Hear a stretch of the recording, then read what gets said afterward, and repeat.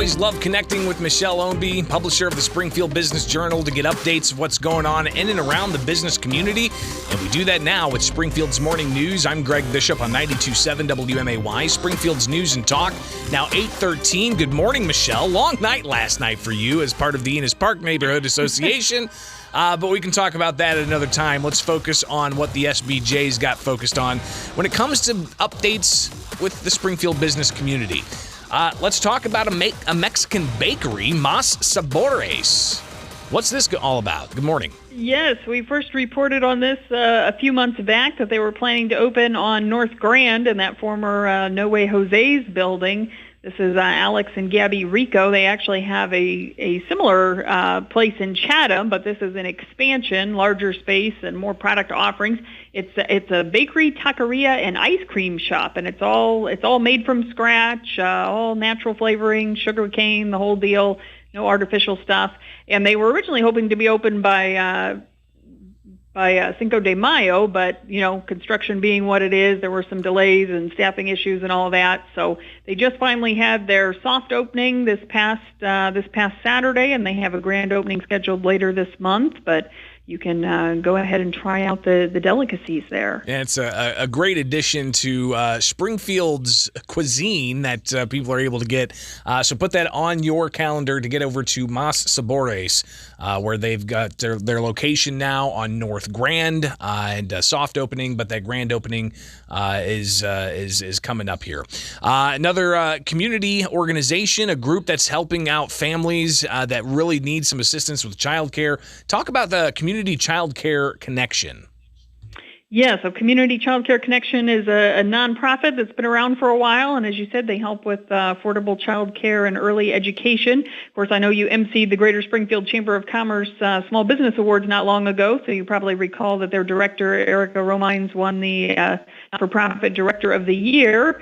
And, of course, child care has been in even greater demand than usual lately, so they have just relocated to a larger space. They were over on South Spring Street, and they've gone a little further west, just moved into 2801 West Lawrence Avenue.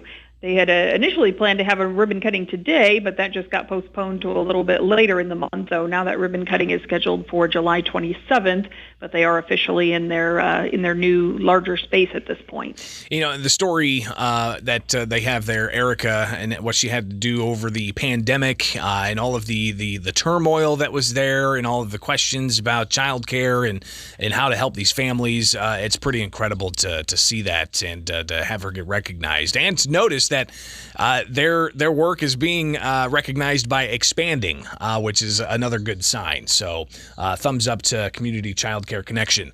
I am about to, later this week, go and test something out that I've never done before, Michelle. It's going to be somewhere on the lake.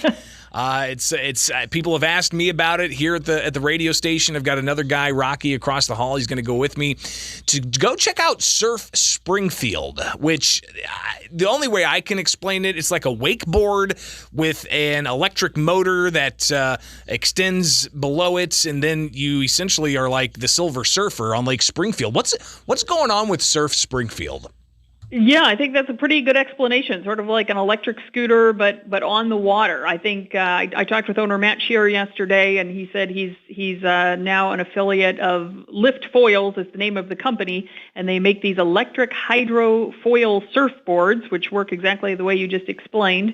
They have them in bigger cities. They've got them up in Chicago on Lake Michigan. There's one in Lake of the Ozarks. Those are probably the two that are closest to us, but certainly nothing in this area. And I asked Matt, you usually don't associate Springfield with surfing, right? But he spent a lot of time in California when he was growing up. He was on the swim team, lifeguard, fell in love with the whole surfing thing and all that. And now that he's here and raising a family in Springfield and not going anywhere, he decided to bring a little taste of California to the Midwest. So he's hoping that this will be the first step in proving that adventure water sports can be a thing. even in the midst of the cornfields. And, and if it takes off and proves to be popular, looking at expanding to other central Illinois communities, or maybe even eventually some kind of a wave park. Yeah, we already have, rentals for like jet skis and sea-doos and kayaks and boats, but nothing like this. So this is going to be interesting to see, not just if I can actually do it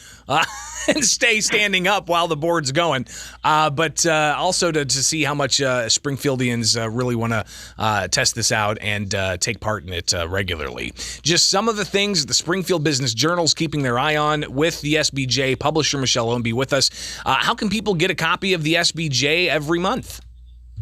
You can definitely get online at springfieldbusinessjournal.com and sign up for Biz Bites. That's a newsletter that comes out every Wednesday. It's free of charge with a roundup of what's happening in the business community. Or if you want the full-blown print edition for just $35 a year, you can sign up and get that delivered straight to your home or office. Michelle Ownbey, publisher of the Springfield Business Journal. Always appreciate chatting, and we'll definitely connect again soon, all right? All right. Thanks, Greg. It is Springfield's Morning News. I'm Greg Bishop on 92.7 WMAY, Springfield's News.